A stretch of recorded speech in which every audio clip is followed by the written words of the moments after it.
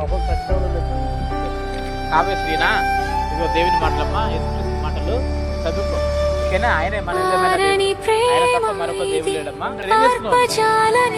ఎందుకు మరి ఇక్కడ మగవాళ్ళు లేరమ్మా? అతి శ్రేష్టమైన మీ డాడీ జాబ్ మీరు చేస్తున్నారా? మీ మమ్మ లేరా? సరేనమ్మా, యేసుక్రీస్తు నిజమైన దేవుడు. ఓకేనా? కలువరి ప్రేమ మన హృదయం అన్ని బాగుంటుందమ్మా. సరేనా? కలువరి ప్రేమ ఇది. బాబాయ్ దేవుని మాటలే మంచి మాటలు చదవస్తుందానే మా ఇంట్లో వస్తుంది. మీ పిల్లలతో చదివించుకో. ఓకేనా? Okay, okay. ఏం చేస్తున్నారు మీరు? సింహాసనం అమ్ముతారా? నుండి సిలువకు ఎట్లా అమ్ముతారు దిగి మీరు? వచ్చినది 250 రూపాయల కిలో అన్న. మీ దగ్గరికి వస్తారా? బలమైనది మరణము మీ దగ్గరికి కన్నా వస్తారా? మృతిని గెలిచి లేచినది. ఇది ఓకేనా? సజీవమైనది, ఓకేనా? ఇదే సత్యమైనది. యేసు నిజమైన దేవుడు.